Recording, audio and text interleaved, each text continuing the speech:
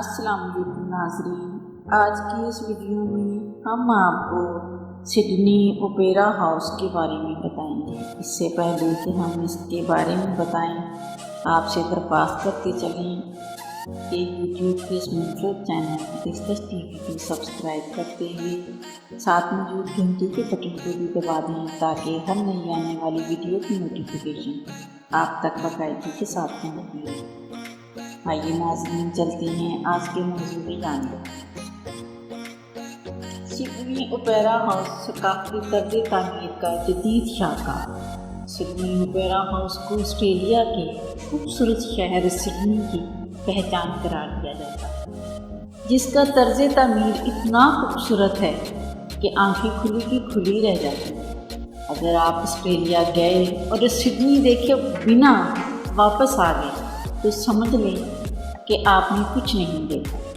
اگر آپ سڈنی دیکھ چکے ہیں تو یقیناً اس بات سے اتفاق کریں کہ سڈنی پہنچتے ہی قدم خود بخود 20ویں صدی کی امتیازی عمارت سڈنی اوپیرا ہاؤس کی طرف اٹھ جاتی ہے۔ یہ ثقافتی عمارت آسٹریلیا کی مشرقی ریاست نیو ساؤتھ ویلز میں سڈنی ہاربر برج کے نزدیک بنائی گئی ہے، جو در حقیقت مقامی فنی کارکردگی کے مظاہرے کے لیے بنایا گیا ہے۔ ایک منفرد اور خوبصورت مرکز ہے۔ اس عمارت کی خوبصورتی اور انفرادیت کے سبب سے اسے 2007 میں اقوام متحدہ کے ادارہ برائے سائنس و ثقافت کی یونیسکو کی جانب سے عالمی ثقافتی ورثہ قرار دیا جا چکا ہے۔ تو آئیے آج بات کرتے ہیں کچھ سڈنی اوپیرا ہاؤس کی تعمیرات کی خصوصیات پر۔ سڈنی اوپیرا ہاؤس کی انفرادیت کی وجہ سے اس کا منفرد اور خوبصورت ڈیزائن ہے، جس کا انتخاب ایک مقابلے کے تحت کیا گیا تھا۔ آسٹریلیا کی مشرقی ریاست نیو ساؤتھ ویلز نے 1956 عیسوی میں اپنی سب سے بڑے خوبصورت شہر سڈنی میں فن کی ترقی اور ترویج کے لیے اوپیرا ہاؤس کی تعمیر کا منصوبہ تشکیل دیا، اور اس منصوبے کو عملی جامہ پہنانے والی کمیٹی نے اسی برس انٹرنیشنل ڈیزائن مقابلے کا انعقاد کیا۔ اس مقابلے میں 32 ممالک کے 233 آرٹسٹ ڈیزائنرز نے اوپیرا ہاؤس کی تعمیر کے لیے اپنی منفرد ڈیزائن پیش کیے۔ اس مقابلے میں ڈنمارک سے تعلق رکھنے والے ماہر تعمیرات یورن اوڈون کا ڈیزائن منتخب کیا گیا۔ اس ڈیزائن کے لیے یورن اوڈون کو 5000 پاؤنڈ کا انعام بھی دیا گیا۔ اس کی لاگت اور مدت کے بارے میں بتاتے ہیں کہ 3 سال میں 1959 عیسوی میں اوپیرا ہاؤس کی تعمیر شروع ہوئی۔ عمارت کا تعمیراتی منصوبہ مکمل کرنے کے لیے 4 سال کا عرصہ مقرر کیا گیا، لیکن اس منفرد عمارت کی تکمیل 14 سال میں مکمل ہوئی۔ اس طرح منصوبے پر کل تعمیراتی لاگت $7 ملین امریکی مختص کی گئی تھی، لیکن اس عمارت پر مجموعی لاگت $120 ملین امریکی ہے۔ اس کی تعمیر میں 10,000 مزدوروں نے حصہ لیا، لیکن جب اس عمارت کی تعمیر مکمل ہوئی تو ہر دیکھنے والی نگاہ پلک جھپکنا بھول گئی، اور ہر شخص سڈنی کے شاہکار کی تعریف کیے بغیر نہ رہ سکا۔ اس کا بیرونی اور اندرونی خاکہ جو ہے وہ سڈنی اوپیرا ہاؤس کا ڈیزائن سیپوں سے مشابہ ہے، جس کا کل رقبہ 4.5 ایکڑ ہے۔ یہ عمارت 187 میٹر لمبی اور 115 میٹر چوڑی ہے، جو کسی فٹ بال گراؤنڈ سے بھی بڑی ہے، جبکہ اس کی بلندی 213 فٹ ہے۔ اس عمارت کے اندر گلابی رنگ کا گرینائٹ پتھر استعمال کیا گیا۔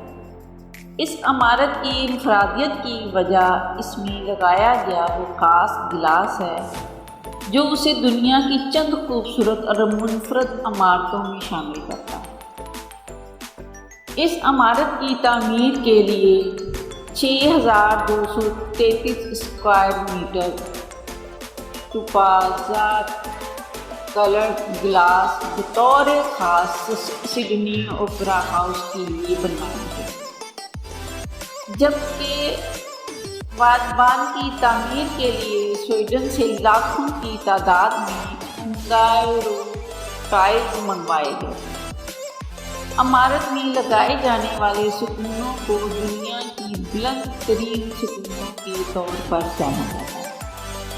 سڈنی اوپرا ہاؤس کا کنسرٹ ہال تقریباً 10 سال کی مدت میں تعمیر کیا گیا۔ اس کنسرٹ ہال میں 2679 سیٹیں تھیں۔ اس عمارت میں تقریباً 1000 کمرے ہیں، جن میں 5 تھیٹرز ہیں اور وہاں نشستوں کی تعداد 5500 سے زائد۔ اس کے علاوہ اوپرا ہاؤس میں 2 بڑے ہال، 4 ریسٹورنٹ، 6 مارکیٹیں، درجنوں گفٹ اسٹوڈیو اور سویٹ شاپس بھی موجود ہیں۔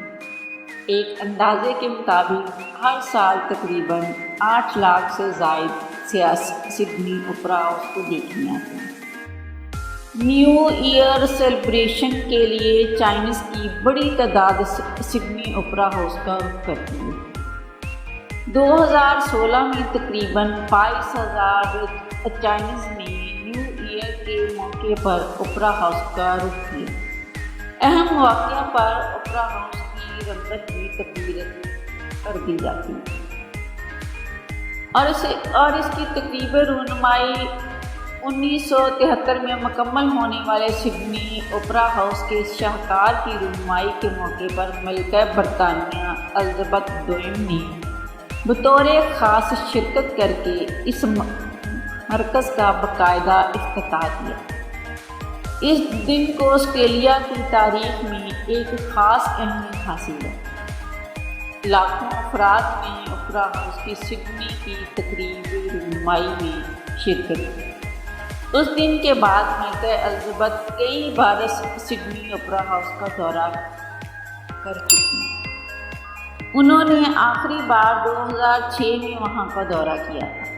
یہ عمارت پورے سال کھلی رہتی ہے سوائے کرسمس اور گڈ فرائیڈے۔ پال رابسن وہ پہلے پرفارمر ہیں جنہوں نے سڈنی اوپرا ہاؤس کی تعمیر کے بعد یہاں سب سے پہلے پرفارم کیا۔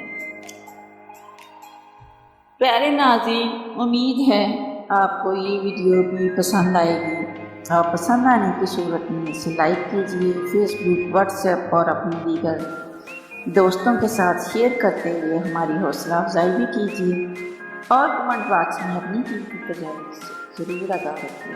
آج کی ویڈیو میں بس اتنا ہی۔ اللہ نگہبان۔